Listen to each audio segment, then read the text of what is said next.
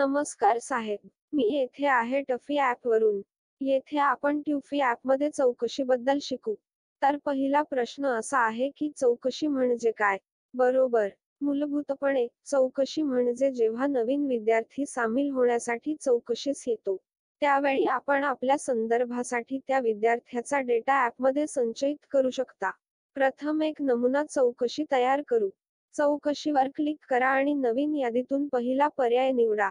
येथे आपण नवीन विद्यार्थ्यांचा डेटा ठेवू. नाव, विद्यार्थी किंवा पालकांचा मोबाईल नंबर, ईमेल पत्ता, राहण्याचा पत्ता, चौकशीचा मुख्य विषय. आणि ॲपने चौकशीची तारीख आणि चौकशीची पाठपुरावा तारीख स्वयंचलितपणे सेट केली आहे. त्या तारखेवर क्लिक करून आपण त्या तारखांना बदलू शकता. डेटा पूर्ण केल्यानंतर स्क्रीनच्या वर उपलब्ध असलेल्या सेव्ह बटणावर क्लिक करा. ठीक आहे. आपल्या विद्यार्थ्यांची चौकशी यशस्वीरित्या जतन झाली आहे. आता चौकशीत इतर पर्याय काय आहेत ते पाहूया. चौकशीवर क्लिक करा आणि ॲप आपल्याला काही पर्याय दर्शवेल. सक्रिय चौकशी, जवळची चौकशी आणि आजची पाठपुरावा चौकशी. चला सक्रिय चौकशी तपासू. येथे ॲप आपली सर्व सक्रिय चौकशी यादी दर्शवेल. चौकशीवर क्लिक करा आणि ॲप त्या चौकशीचा तपशील दर्शवेल. आपण स्क्रीनच्या शीर्षस्थानी संपादन आणि हटवा पर्याय शोधू शकता.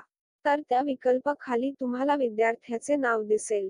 विद्यार्थ्याच्या नावाखाली आपण चौकशीची तारीख आणि पाठपुरावा तारीख पाहू शकता. त्या तारखांवर क्लिक करून आपण त्या तारखांना बदलू शकता. विद्यार्थ्यांच्या नावाशिवाय आपण चौकशीची स्थिती देखील पाहू शकता. सक्रिय किंवा बंद. आपण त्या बटणावर क्लिक करून चौकशी बंद करू शकता.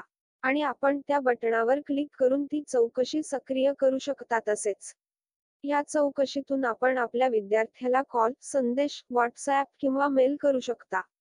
येथे ॲप चौकशीचा तपशील दर्शवेल.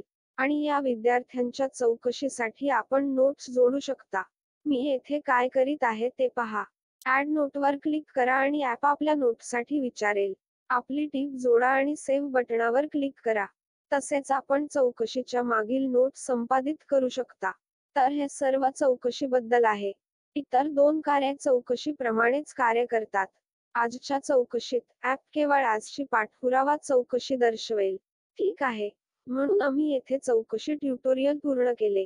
हा व्हिडिओ पाहण्याबद्दल धन्यवाद. शुभ दिवस, सुप्रभात, शुभ रात्री. जेव्हा आपण हा व्हिडिओ पाहत आहात